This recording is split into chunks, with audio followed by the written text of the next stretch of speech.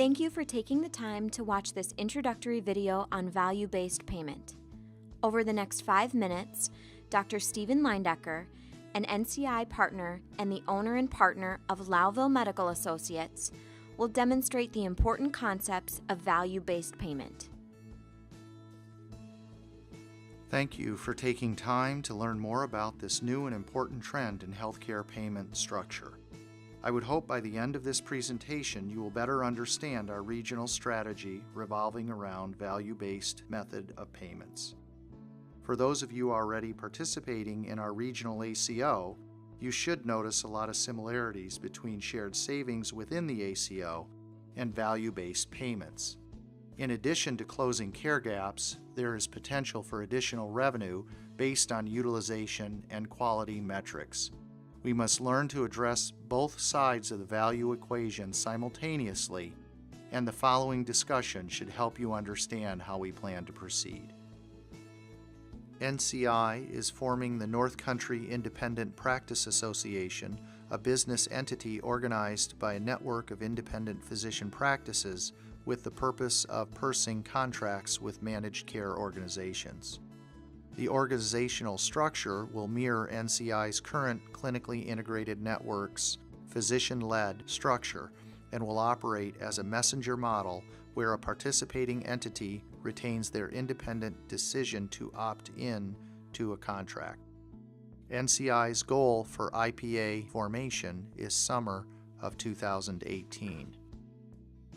Conversations have already begun with managed care organizations, including United Healthcare and Fidelis Care, on value-based payment arrangements that target cost and quality.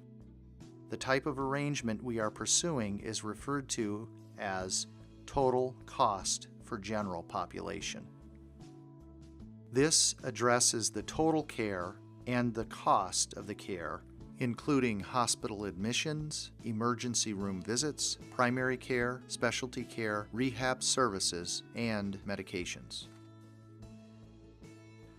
NCI is only considering no-risk Level 1, upside-only shared savings contracts.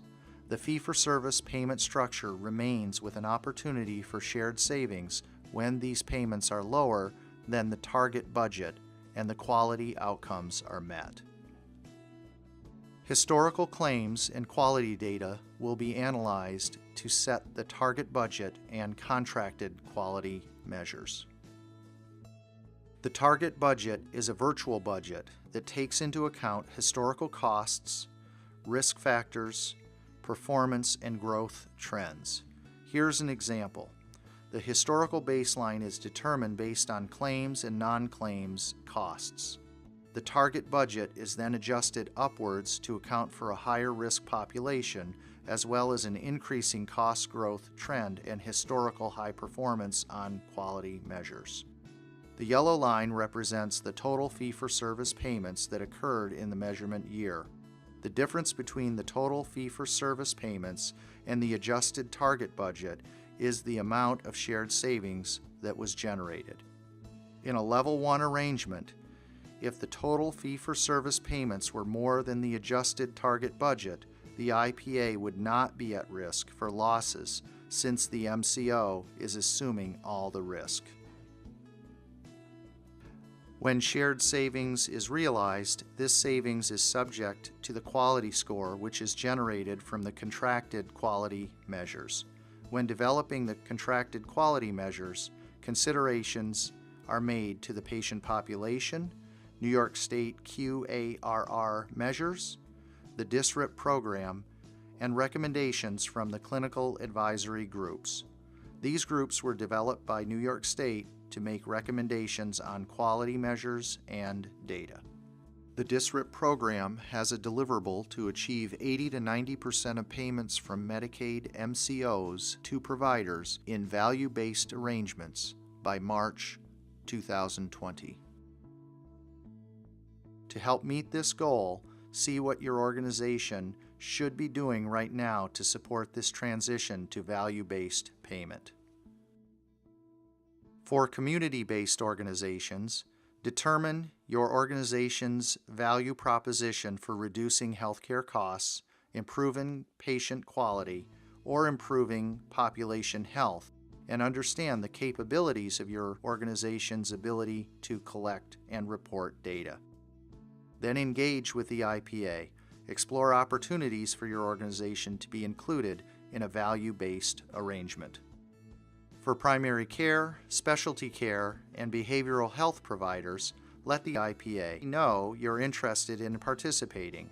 Then, start to understand your organization's ability to reduce healthcare costs, improve patient quality, and improve population health, as well as understand the capabilities of your organization's ability to collect and report data.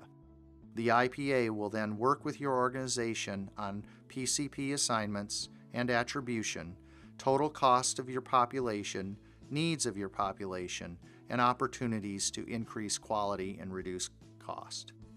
Please note that your organization's TIN can only be associated with one value-based arrangement for the same population. Hopefully, this presentation has helped you to better understand value-based payments.